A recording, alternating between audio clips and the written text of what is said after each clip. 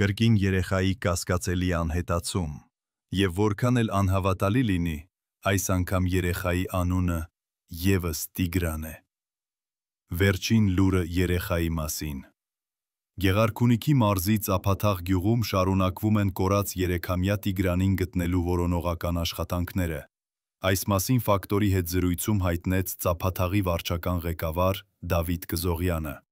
Նորություն չունենք, այս պահին որոնողական աշխատանքները շարունակվում են, բայց ոչ մի հետք էլ չունենք, այլ բան չեմ կարող ասել, ասաց Դավիթ Կզողյանը։ Հիշեցնենք, հոկտեմբերի 27-ին ժամը 18-ի սահմաններում ոստիկանությունը հաղորդում է ստացել, որ Գեղարքունիքի մարզի Ծափաթաղ գյուղի բնակիչ 2022 թվականին ծնված Տիգրան Օվանեսովը ժամը 16:30 սահմաններում կորել է։ Ոստիկանությունը և փրկարար ծառայությունը ձեռնարկում են որոնողական ծավալուն աշխատանքներ։ Մենք հիշեցնենք, որ վարկածներ շատ կան, բայց դրանց մասին փրկարար ծառայությունը Էվունը այժմ աշխատում է չխոսել, այլ ավելի շատ փորձում են աշխատանք կատարել շատ խոսելու փոխարեն։ Բայց այն, որ երեխային հնարավոր է առևանգել են, այս պահին այդ վարկածը չի դիտարկվում։ Հանրությունը դեռ չի մոռացել Մարմարիկում տեղի ունեցած ողբերգությունը։ Երկությունը 2-ամյա Տիգրանի հետ կատարված։ Օրեր առաջ էլ խորը ցավով տեղեր առաջ, հել խորը ցավով տեղեկացանք, որ մահացել է 2-ամյա Տիգրանի հայրը։ Եվ հիմա էլ նույնը կարծես վերապրում ենք։ Նույն այն դաժան օրերը, որ ողջ ազգը ապրեց։ Հույս ունենք, որ այս անգամ այլ կլինի, և 3-ամյա Տիգրանը կգտնվի և տուն կվերադարձվի։ Բոլոր լուրերը առաջինը իմանալու համար միացեք մեր ալիքին։ Համայնքային ոստիկանության դեպքում շեշտը դրված է համայնքին առավել մոտ կանգնելու գործառույթի վրա, համայնքի հետ ամենօրյա աշխատանքի վրա, հետևապես թե անչափահասների հանցավորության դեմ պայքարի հարցերն են մեր թիրախում և թե նաև ընտանեկան բռնության դեմ պայքարը։ Հարգելի գործընկերներ, անդրադառնալով պարեկային ծառայության աշխատանքին, ես պիտի փաստեմ, որ այն այլևս Հայաստանի Հանրապետությունում արտաքին ծառայության նոր և ժամանակակից մոդել է իրենից ներկայացնում և գոյության արդեն իսկ մի քանի տարիների ընթացքում ապացուցել է իր արդյունավետությունը և ունենք բավական տպավորիչ արդյունքներ, պիտի փաստեմ, որ թե միջազգային հարցումները, թե վիճակագրական ցուցիչների արդյունքները թույլ են տալիս մեզ նշելու, որ Հայաստանի Հանրապետությունում համեմատած նախորդ նույնիսկ տասնամյակների այսպիսի համայնքամետ ծառայություն երբեք չի գործել Հայաստանի Հանրապետությունում։ Եվ մեր առջև դրված նպատակադրումները, որոնք եղել են այս ծառայության գործարկման հիմքում, ամբողջովին կարելի է իրացված համարել։ Ընդ որում ես ցանկանում եմ նշել, որ 2021 թվականից մինչև 2024 թվականների ընթացքում Երևանում կաշառքի փորձ կատարելու 67 դեպք է գրանցվել, որոնք արձանագրվել են հենց պարեկների կողմից։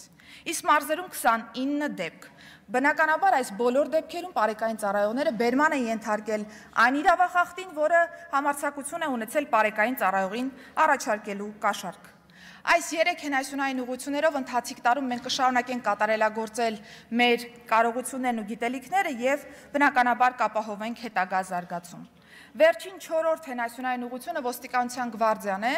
անցած տարի ազգային ժողովի հետ սերտ համագործակցության շրջանակներում արդեն իսկ ընդունված է օրենսդրությունը այս առումով, առաջին անգամ Հայաստանի Հանրապետությունում կներդրվի ուժային միջոցների գործադրման ստանդարտ, ընդ որում գործընկերներ, երբ որ մենք խոսում ենք ոստիկանության համակարգի մասին, որտեղ տասնյակ հազարավոր աշխատակիցների մասին ենք խոսում, շատ դժվար է ստանդարտը իմպլեմենտացնել այնպես, որ միասնական կիրառություն ունենա, բայց մենք ունենք այդ հանձնառությունը, այս ստանդարտը ի վերջո ներդնելու Հայաստանի Հանրապետությունում և 2025 թվականի կտրվածքով ամբողջ ջանքերն ուղղելու ենք հենց այս նպատակի իրականացմանը։ Բնականաբար պետք է արձանագրեմ, որ մեր առջև դրված հավակնոտ նպատակների իրականացման տեսանկյունից կարևոր է, թե ինչպիսի մարդկային կապիտալով, մարդկային ներուժով ենք այս ամենը իրականացնում։ Եվ այս տեսանկյունից մենք կենտրոնացել ենք ներքին գործերի նախարարության կադրային ռեսուրսի զարգացման գործընթացի վրա։ Ընթացիկ տարում ստեղծվել է արդեն իսկ ներքին գործերի նախարարության միասնական կրթահամալիրը և պիտի նշեմ, որ այն ունի օպտիմալ կառուցվածք, Այն այլևս քաղաքացիական կառավարման է գործում ներքին գործերի նախարարության ենթակայությամբ եւ պետք է փաստել, որ ընթացս իրականացված բոլոր փոփոխությունները հետեւյալ ասպեկտով են դիտարկվում։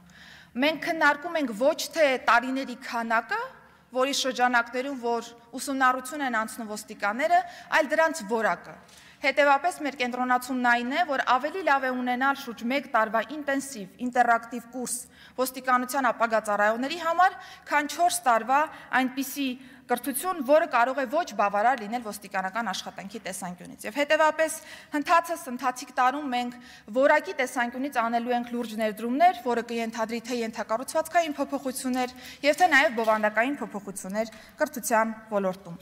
Կարևոր է նաեւ թե մենք ինչպես ենք հավաքագրում մեր կադրերին, որովհետեւ երբ որ մենք խոսում ենք կրթության մասին, կարևոր է կրթությունից մի քայլ հետ գնալ, այսինքն հասկանալ, թե ովքեր են այն անձինք, որոնք պիտի մասը կազմեն այս կրթությանը։ Եվ հետևաբար այս տարվա կտրվածքով արդեն իսկ հավաքագրման process-ը եւս լինելու է մեր թիրախում որպես առաջնային խնդիր։ Հմուտ կադրերին ծառայություն բերելը միայն բավարար չէ, սիրելի գործընկերներ, որովհետեւ կարևոր է նաեւ նրանց պահել համակարգում, կարևոր է նրանց համար արժանապատիվ կենսապայմաններ նաեւ ապահովել։ Եվ արժանապատիվ վարձատրության ապահովման համատեքստում 2024 թվականին շարունակվել է ոստիկանության ծառայողների ատեստացիան։ 24 թվականի կտրվածքով ատեստավորման համար դիմել են ոստիկանության 4063 ծառայողներ, որոնցից 1031-ը հաղթահարել են ատեստավորումը։ Այսօր համակարգում, օրինակ, քրեական ոստիկանը, եթե նախկինում ստանում էր շուրջ 285,000 դրամ դրամական բավարարում, այսօր այլևս այդ թիվը կրկնապատկվել է։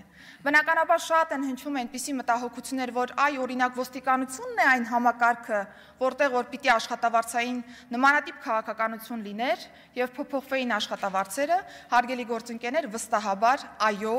որովհետեւ Հայաստանի Հանրապետության քաղաքացու վտանգությունն ապահովող իրավապահ կառույցի ներկայացուցիչը պիտի ունենա արժանապատիվ վարձատրություն։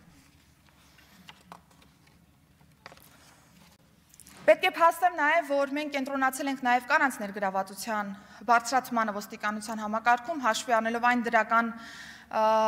էմոցիաները, այն դրական փոփոխությունները, որոնք կարող են բերել սեռերի հավասար ներկայացվածությունը այս տեսանկյունից եւ արդեն ունեցել ենք 2 նպատակային ընդունելություն, արդեն իսկ ընթացս այս տարվա կտրվածքով եւս 1 ընդունելություն կհայտարարենք։ Գործընկերներ, չնայած այն հանգամանքին, որ այս բոլոր փոփոխությունները ըստ էության ավելի ռազմավարական են, հետևաբար երկարաժամկետ process-ում պիտի տան իրենց արդյունքները, բայց մենք արդեն իսկ հասցրել ենք շատ տպավորիչ արդյունքներ գրանցել առնվազն վիճակագրական տարբեր դասիչներում։ Ինձ համար մի քանի թիվ եմ առանձնացրել եւ վստահ դա եւս ազգային ժողովում ներկայացնելու ենթակա թվեր են։ 2024 թվականին գրանցված հանցագործությունների թիվը